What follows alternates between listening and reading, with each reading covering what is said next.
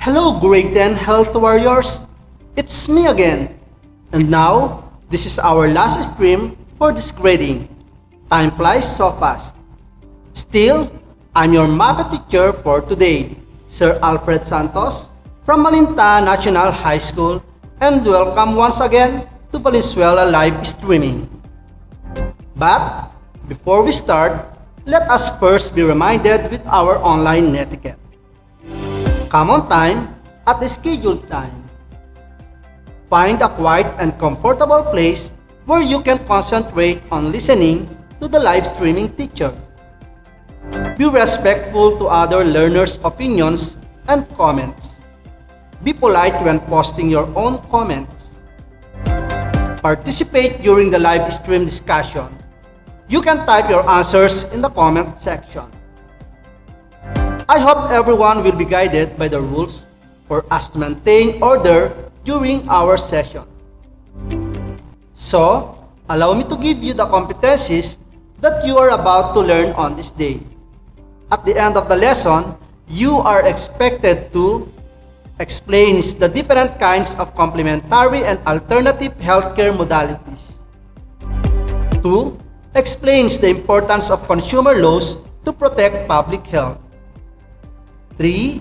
Identify national and international government agencies and private organizations that implement programs for consumer protection. And participate in programs for consumer welfare and protection. Before we start our lesson, let us first review what we have learned from the previous topic. Will you please help me recall our discussion in health last time?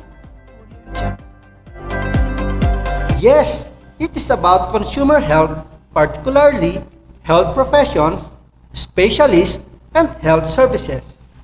How about the different forms of quackery? Will you enumerate them? Very good! The forms of quackery are medical quackery, nutrition quackery, and device quackery. To energize everyone's mind, come and join me in exploring the magical garden of Dongsky as we learn new things through our activities. Let's start our mission today.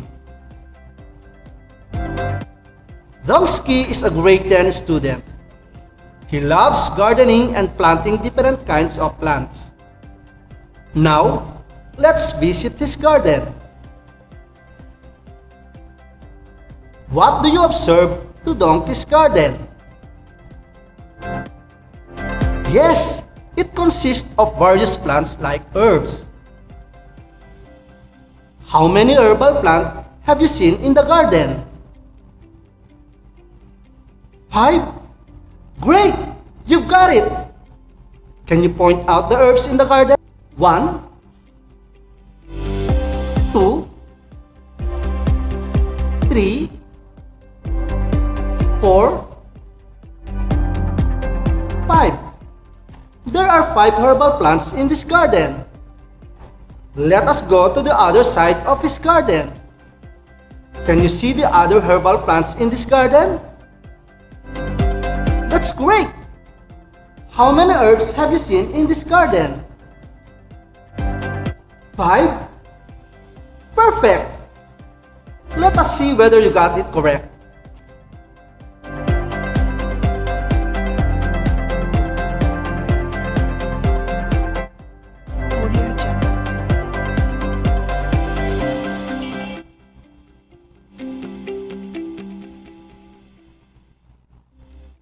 Now, let's count the number of herbal plants in this garden.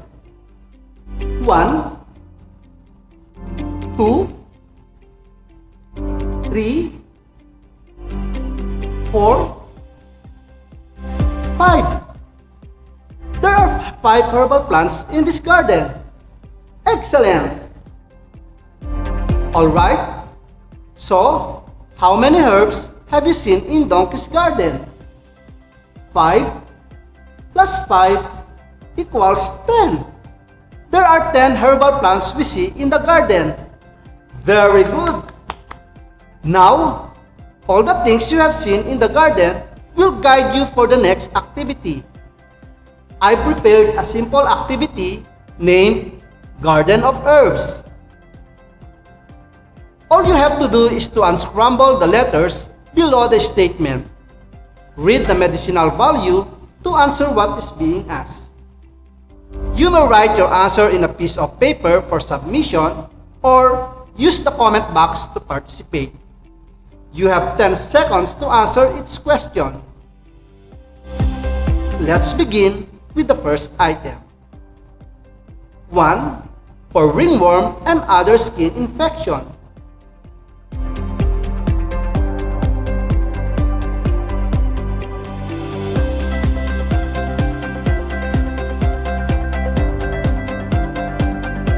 2. For supplements in treating diabetes, burns, and coughs.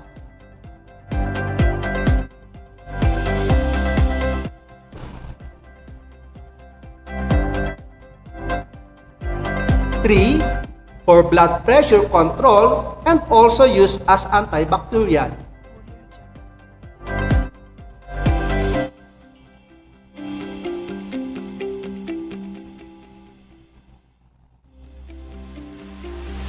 4. For use as antiseptic to disinfect wounds, for tooth decay and gum infection.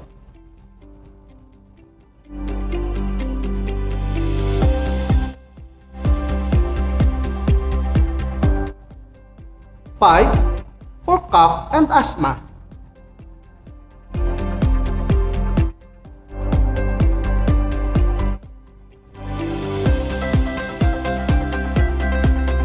'Let us find the answers. 1. Acapulco. 2. Ampalaya. 3. Bawang. 4. Bayabas. 5. Lagundi. If you answered 5 out of 5 correctly, then you did excellent. Congratulations! Doing great! Aside from these 5 herbal plants, we have also 5 more other herbal medicines which uses to cure our illnesses, like nyog-nyogan, sambong, tiang-gubat, pansit-pansitan, and yerba buena. These 10 herbal plants are the approved herbal medicine by the Department of Health. Today, we're going to talk about complementary and alternative healthcare modalities. Let us define the word alternative medicine. Alternative medicine is defined loosely as a set of products, practices, and theories that are believed or perceived by their users to have the healing effects of medicine, but whose effectiveness has not been clearly established using scientific methods. It is used in place of standard medical care. Next is complementary medicine. Complementary medicine, a range of medical therapies that fall beyond the scope of scientific medicine that may be used alongside in the treatment of disease and ill health. Example, acupuncture. Let us have a short trivia. Did you know that the month of November, we celebrate the month of traditional and alternative healthcare medicine? Republic Act 8423 is also known as the Traditional and Alternative Medicine Act of 1997, which aimed to promote and advocate traditional medicine in the Philippines in 1997. Traditional and Alternative Medicines Act is an act creating the Philippines Institute of Traditional and Alternative Healthcare to accelerate the development of traditional and alternative healthcare in the Philippines, whereas proven safe, effective, and affordable. 1 M. Flavier implemented and passed this law on December 9, 1997. So here are the herbs and their functions which are proven and tested to have medicinal value approved by the Department of Health. The first one is Lagundi, for the treatment of cough and asthma. Tula simang bato or pansit-pansitan, it lowers uric acid such as rheumatism and gout. Bawang, a supplement in reducing cholesterol level and blood pressure control. Bayabas, for use as antiseptic to disinfect wounds, for mouthwash and gum infection. Yerba buena, for relief from body aches and pains. Sambong, a supplement in treating hypertension, kidney stones, rheumatism, cough, and colds. Ampalaya, a supplement in treating diabetes, burns, and coughs. It also lowers blood sugar level. Niyog-nyogan, for the elimination of intestinal parasites. Chaangguban, for the treatment of skin allergies, diarrhea, and stomach ache. Acapulco, for ringworm and other skin infections. We have also other forms of alternative medicine being practiced or used to improve our health. Example of alternative medicine: acupuncture, a system of integrative medicine that involves pricking the skin or tissues with needles, used to alleviate pain and to treat various physical, mental, and emotional conditions. Ventosa. This procedure is done by placing inverted glasses that have flames from burning cotton on specific points in the body. It is believed to relieve muscle and joint pains. Reflexology. Similar to acupuncture, reflexology focuses on treating specific disorders through massaging the soles of the feet. Acupressure uses the same technique as of acupuncture. The only difference is that acupressure does not use needles but hands to apply pressure on certain points of the body. Nutrition therapy, a treatment approach of a medical condition by providing a tailored diet for the patient. Massage therapy. Massage therapy is another form of alternative medicine which is known to improve one's well-being. It is generally believed to result in good circulation of the blood. It helps in reducing muscle pains and stiffness. It also provides relief from stress. There are four major domains of complementary and alternative medicine. These are mind-body medicine, biological-based practices, manipulative and body-based methods, and energy medicine.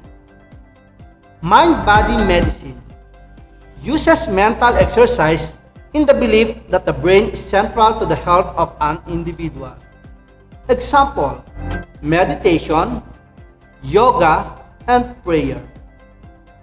Biological-based practices are taking herbal medicine and availing special diets and vitamins. Example: dietary supplements, amino acids, and herbal products. Manipulative body-based methods are bodily kinesthetic in nature and are concerned with movement therapy. Example: chiropractic, reflexology, and massage. Energy medicine uses magnetic fields or biofields in the belief that the energy fields may enter various points of the body. Example: therapeutic touch, magnetic therapy, and light therapy.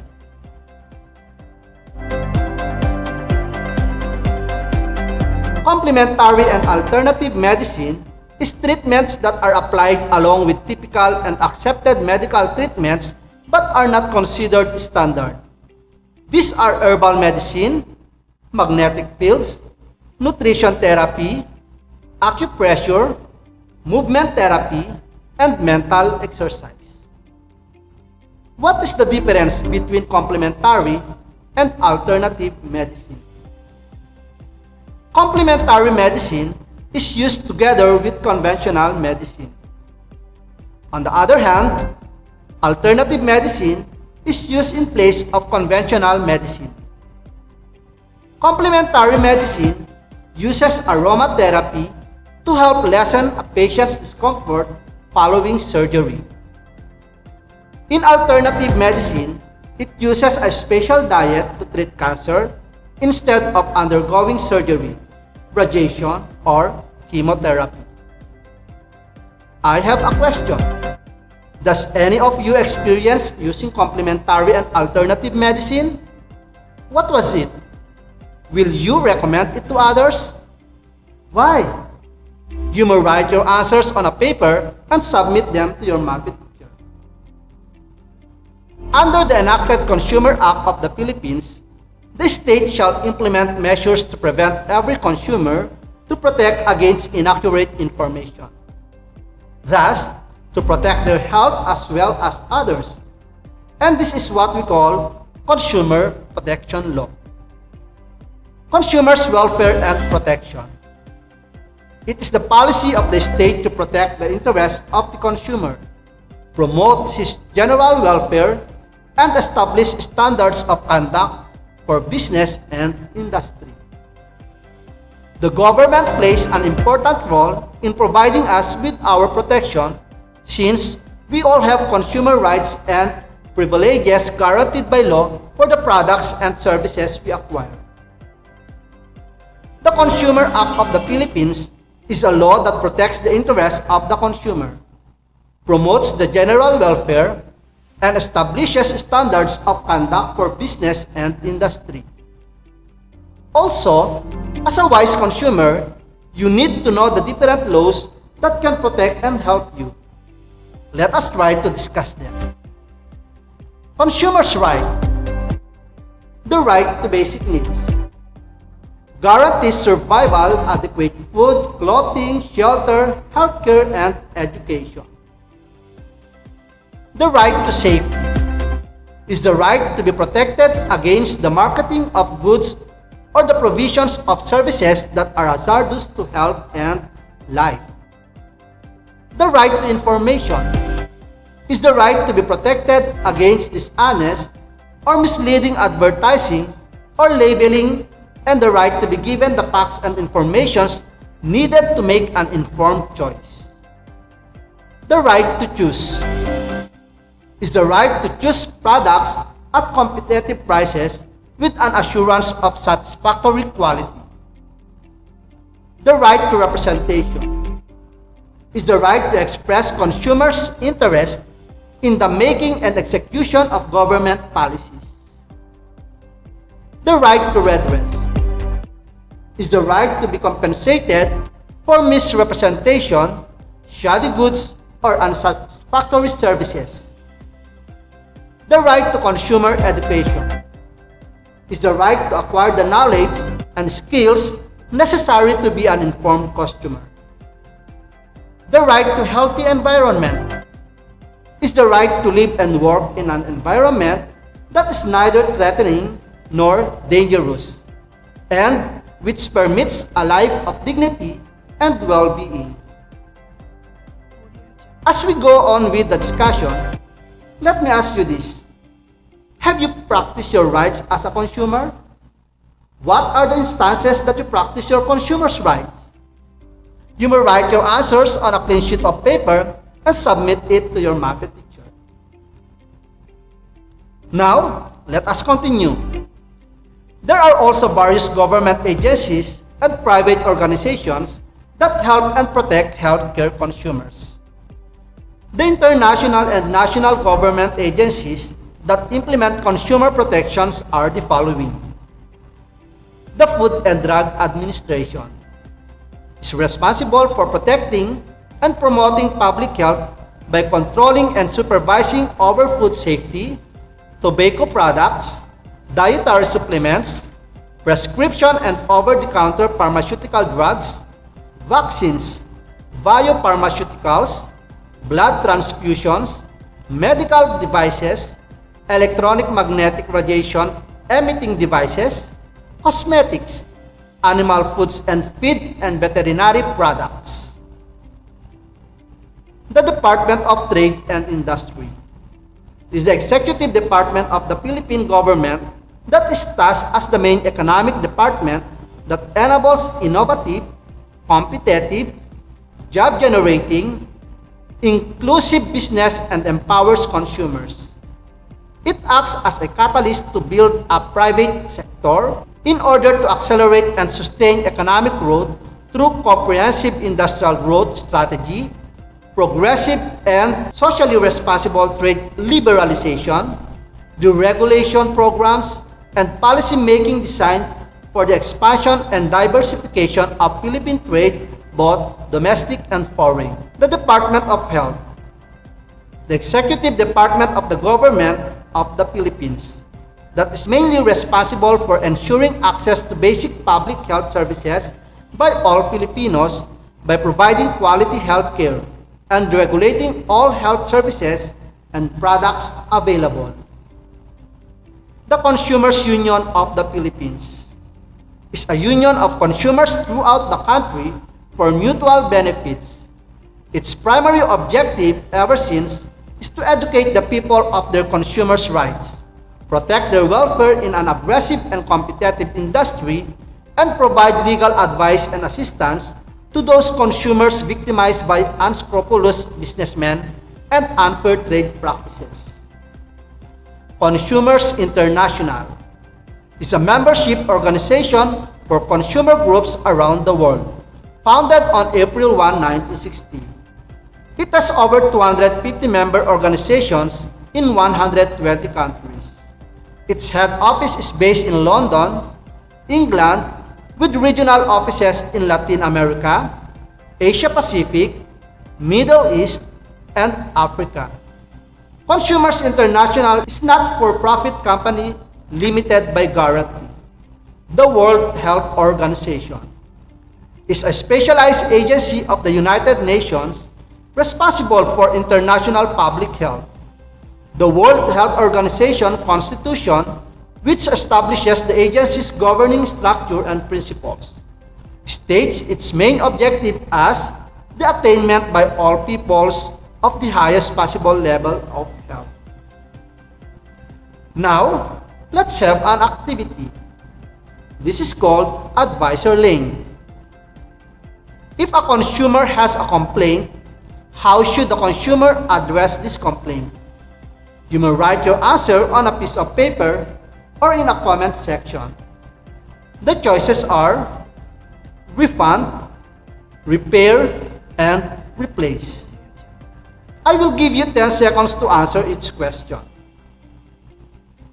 Number 1. Leia's parents gave her money to buy a pair of jeans to pair with the jacket she got for her birthday. She ordered online, asking for her size and color.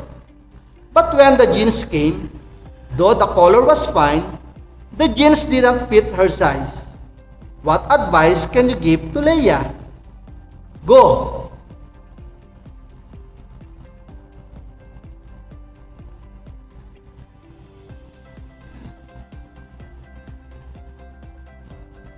Number 2. Rose, a mother, buys a snack for her 3-year-old son. When she opened the snack, it smelled awful and the snack looked soggy. What advice can you give to Rose? Go!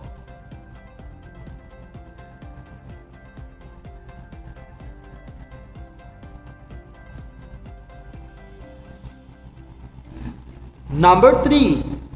Anna and Philip got a new mountain bike from the same shop with the same brand. After using their bikes for a week, Philip's bike was fine, but Anna's gear is no longer working. What advice can you give to Anna? Go!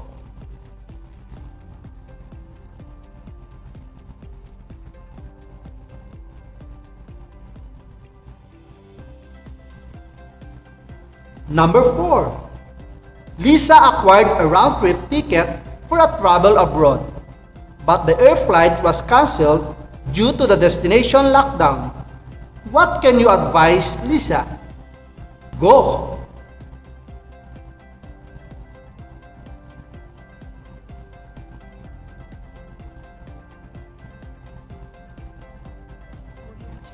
Number 5. Joey bought a beauty product from a store. When she got home, he noticed that the label of the products said it was already expired. What can you advise Joey? Go!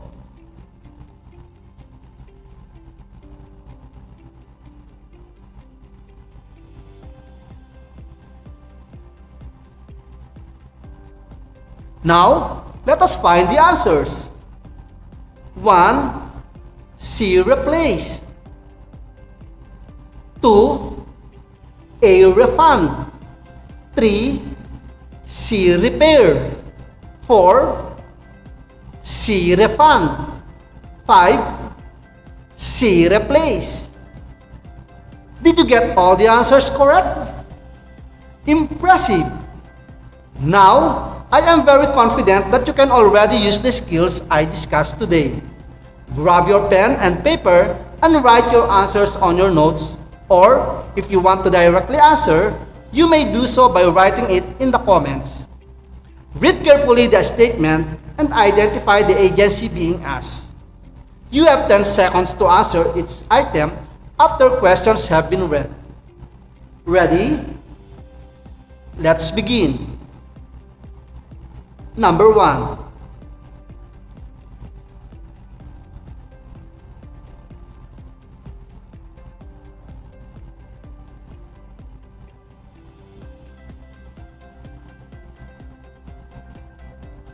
Number 2.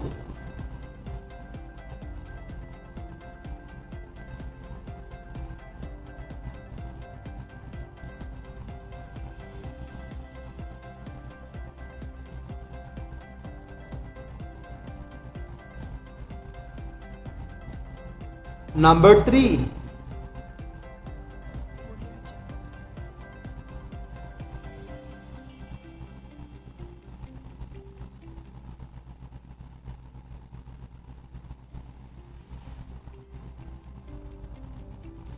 Number 4.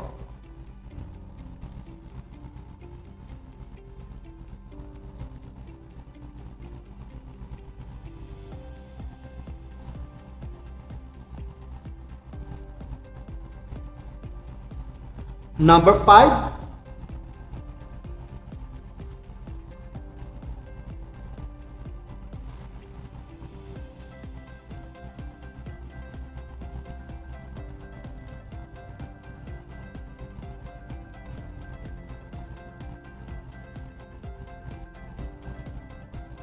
Let us find the answers.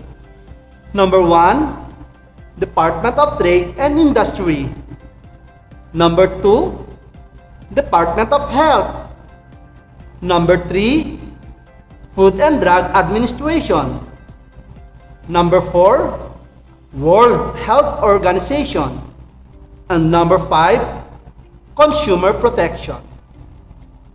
Did you get all the answers correct? You all did great in our activity. To summarize, here are the key points of what we have learned today. A consumer has rights mandated by law. These are privileges that an individual is guaranteed of health products and services. Consumer health refers to the decision you make about the purchase of products and use of health information and services that will have a direct effect on your health. By knowing your consumer's right, you have the power to report illegal and fraudulent health products and services. There are different national and international government agencies and private organizations that implement programs for consumer protection. For your additional activity, you may choose one of the given tasks and submit it to your Mapeh teacher.